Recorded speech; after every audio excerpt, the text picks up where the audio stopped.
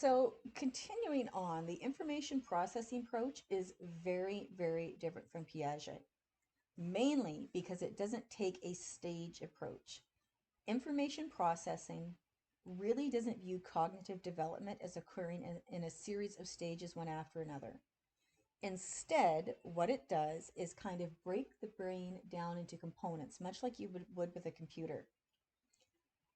It doesn't focus on how development occurs based on age. Instead, it looks at how our thinking exists at all ages. So essentially, the information processing approach to cognitive development views the brain as several components that act simultaneously. The components all act at the same time. One of the components of the brain is attention, selective attention, and divided attention. Now, all of us pay attention to an entire range of things, an entire range of stimulus all the time without even realizing we are, because we don't really pay attention to everything. We don't process every stimulus we encounter. For example, for myself, when I work at home, there may be a vehicle driving by my house. The heat or air conditioning clicks on or off. My dog's chewing on toys or playing together making noise. I hear these things, but I don't pay attention to them. I don't process them. If my phone rings, however, I process that, or a knock at the door. This is selective attention, the ability to focus on relevant information while screening out information that is irrelevant. And since our focus is adolescence, feel free to insert a joke here about them paying selective attention to their parents or teachers. My son playing video games downstairs, talking online with his friends who are also playing at their houses, and they're so focused on each other, you could be screaming at him right behind him and he won't hear a thing. Adolescents tend to be better at selective attention than children, and this makes sense. So if you have a student, let's say in grade 3, trying to do homework, for example, and there's a lot of background noise in their house. A dog is barking, maybe a sibling playing their music in their room really loud. Someone else has a TV on, someone else is playing video games. A child will have more difficulty using selective attention. They'll have more difficulty essentially ignoring all the background noise without processing it. Now, are there some children who are an exception to this? Sure, but the majority will have much more difficulty. Something else that adolescents tend to be better at than children is divided attention, which is the ability to focus on more than one thing at a time. You can see this when an adolescent is watching something online at the same time that they're playing a game on their phone, or studying while they listen to music, or maybe they're watching something online while listening to music and also talking on their phone. Children are simply not able to divide their attention in the same way. And if they can, they don't do it as well as an adolescent. So it isn't that children have absolutely no capacity for these skills, it's that their capacity is much better. Another component of the brain that the information processing perspective would look at is memory. We all have short-term memory, whatever you're focusing on at the moment. This improves throughout childhood and adolescence, but it stabilizes at 16, which means your short-term memory has a limit. It doesn't continuously improve your whole life. Part of this short-term memory is called working memory, basically where your brain keeps the information for something you're working on. And by working on it, I mean you're analyzing it, or reasoning, or evaluating, or solving, or making decisions. Working memory also improves throughout childhood into adolescence, then stabilizes. So capacity for short-term memory is limited. It's not unlimited. Another kind of memory is long-term memory, things we can recall even when we haven't been focused on them. Long-term memory also increases from childhood into adolescence. And we know this in part because adolescents begin to make use of memory strategies, which are called mnemonic devices. I find it interesting to see what kind of mnemonic devices students in my classes use when they're studying for a test. I've seen some write out index cards by hand with definitions or other information they think is really important on them. Some will rewrite or retype every single note they have taken for a class to be sure they understand it. So, for some reason, for them, just reading their notes is not enough. Some will record themselves reading their notes or the textbook and then listen to it repeatedly. If it's a class where we have been talking about a lot of theories, some will make a chart or spreadsheet comparing them. Some will simply keep their original notes and generally skim them. So, mnemonic devices are one way that long-term memory improves or increases in adolescence. And another way is that long-term memory becomes more effective because a person's knowledge and experiences have increased. The more knowledge and experience a person has, the more effective their long-term memory will be. The more knowledge you have, the more it will help you learn new knowledge. And because the capacity for long-term memory is essentially unlimited, the more you know, the easier it is to learn new stuff. So it's like a continuously reinforcing loop. The more information you have in your long-term memory, that more likely it is the new information will be able to be associated with it. And another component of information processing is speed. How quickly information is actually processed, how much effort it takes to process information, and how well a person can manage their own thought processes. So it's not just speed itself, how quick. There's more facets to it than that. Yes, speed is important, and an increase at the rate able to process information is noticeable between childhood and adolescence. Part of the context of speed includes considering something called automaticity, which means how much cognitive effort a person needs to put into processing information. Do you need to think about it, or is it automatic? If I asked a 16-year-old what is 50 plus 10, you'd probably answer 60 almost immediately without hesitation. I would get the same answer from someone in grade 3, but it would take longer. We know that automaticity increases. A person who is still a child will have to put more effort in, cognitively speaking, than a person in adolescence. But automaticity is not automatic. It's not just another stepping stone in the genetic maturation process, because it's at least partly dependent on a person's experiences. An adolescent who has more experience personally with something will have a higher rate of automaticity than an adolescent who doesn't. Your text uses the example of chess to demonstrate this. And that just makes sense, doesn't it? That the more automatic something is, the less real effort is required to do it in terms of thinking how to do it. Whether it's something physical, like riding a bike, or skiing, or something academic, like writing an essay or speaking in front of people. If you've ever tried to teach somebody how to ride a bike, it's kind of awkward because you're teaching them to do something that you rarely think of the steps, because to you, it's automatic. So you'll find yourself saying, okay, push down on the pedal, or, pointing out things that, again, is so automatic, it's almost difficult to teach. The more you do something, the more automatic it becomes, and the less specific thinking it requires.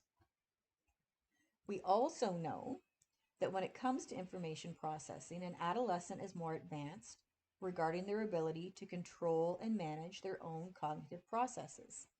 This is called executive functioning. In other words, executive functions refers to the higher level cognitive skills you use to control and coordinate your other cognitive abilities and behaviors. I'll give you another definition. Executive functions are a set of processes that all have to do with managing oneself and one's resources in order to achieve a goal.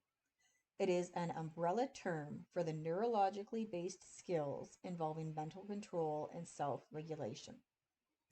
So executive functions includes things like self-regulation, organization, emotional control, working memory, planning, the ability to self-monitor. And clearly, executive functioning is something that improves comparing childhood to adolescence. But there's also very clearly a cultural bent to it. Here in Canada and in most Western developed countries, we have very, very definite ideas about what is and is not appropriate for somebody to do based on their age. The vast majority of us, for example, would never allow our 9 or 10-year-old to go across town on their own.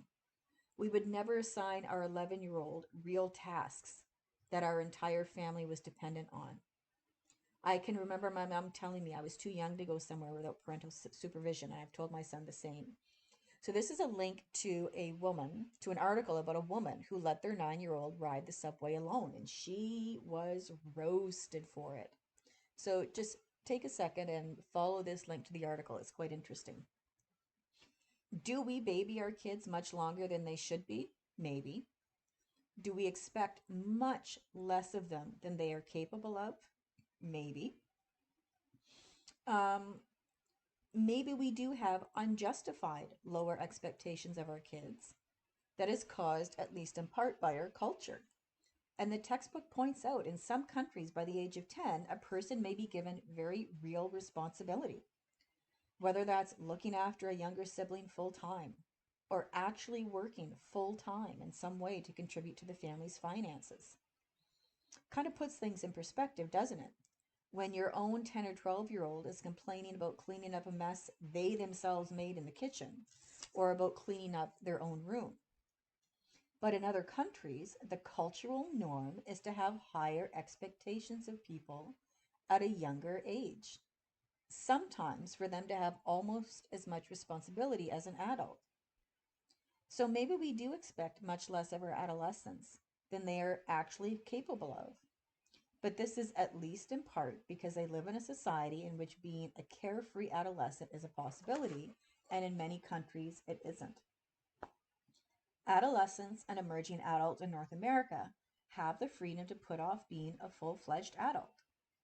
They have the freedom to put off marriage, children, working full time, living on their own, because of the manner in which our society is structured and our culture.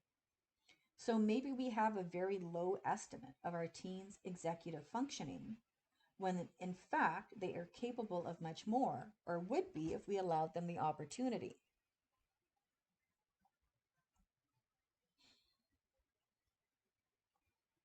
There we go. So, how smart are adolescents, anyways? What capacity do they have for intelligence? And I'm not being sarcastic when I ask that, although I have no doubt parents across Canada and in the United States would have a quick, sarcastic comeback.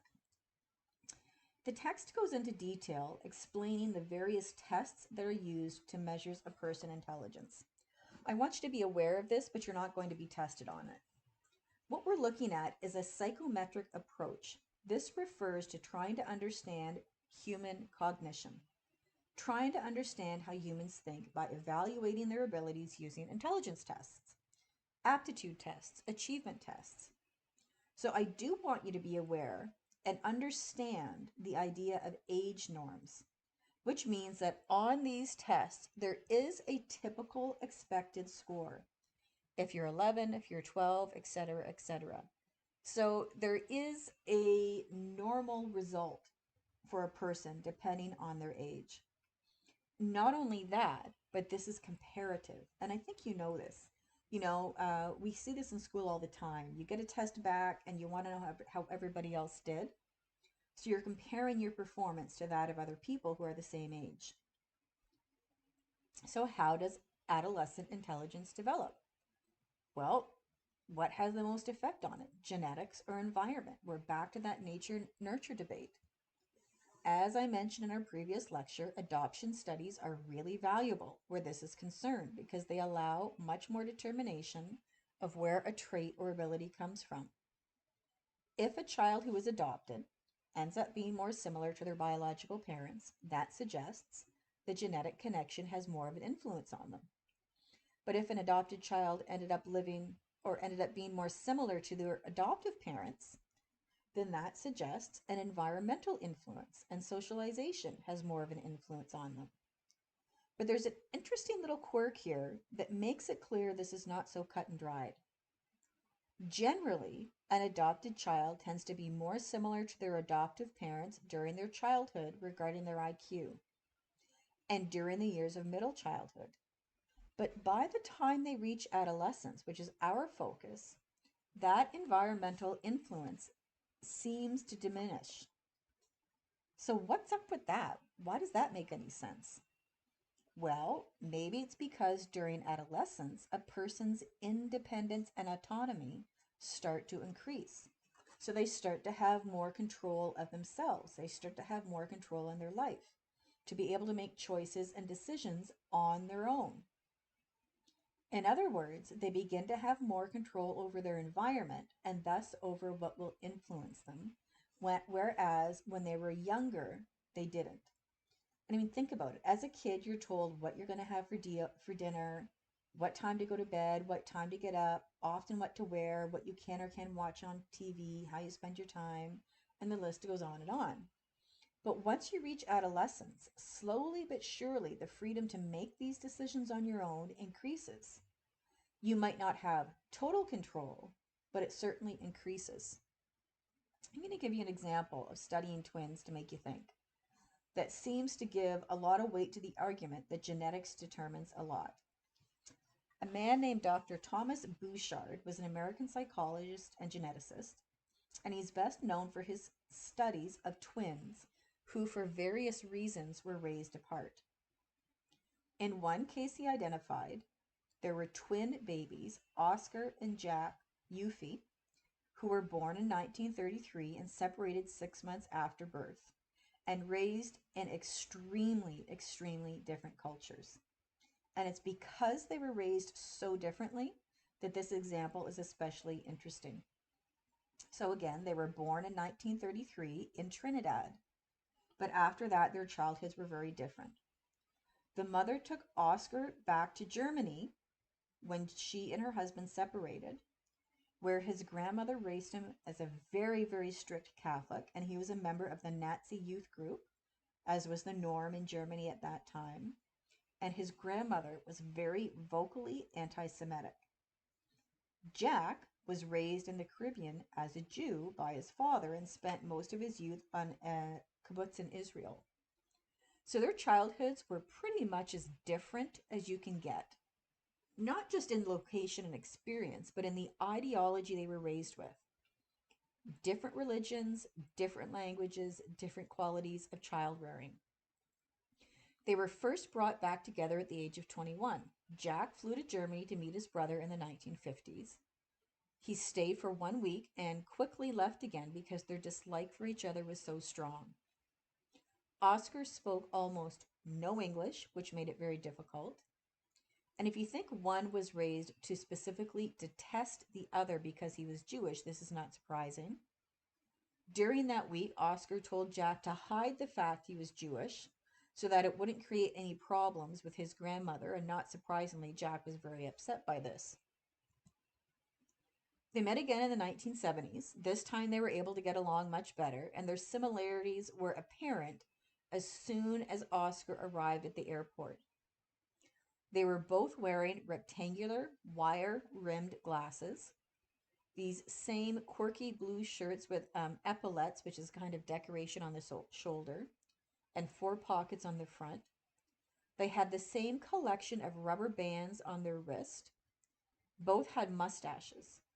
This time, they were able to develop a relationship in part because they avoided certain topics like war or religion. They discovered that they shared certain idiosyncrasies. They both liked spicy food and sweet liqueurs. Both were generally absent minded. Both had a habit of falling asleep in front of the television, and both thought it was funny to sneeze loudly in a crowd of strangers. Both twins scratched their heads with their ring finger. They had the same gait, the same way of walking, and the same way of sitting in a chair. Both wrapped tape around pens and pencils to get a better grip. Both spoke at precisely the same rate, despite their different languages. They both had a habit of flushing the toilet before using it. Both would wash their hands before and after they went to the bathroom. and both would store rubber bands on their wrists. They would read magazines from back to front and dip buttered toast in their coffee. There were also similarities in their mannerisms, the questions they asked, and their temperament. So, this is another example of twins raised apart yet very eerily similar, which lends a lot of support to the argument that genetics plays a much larger role in characteristics and personality traits than we think it does.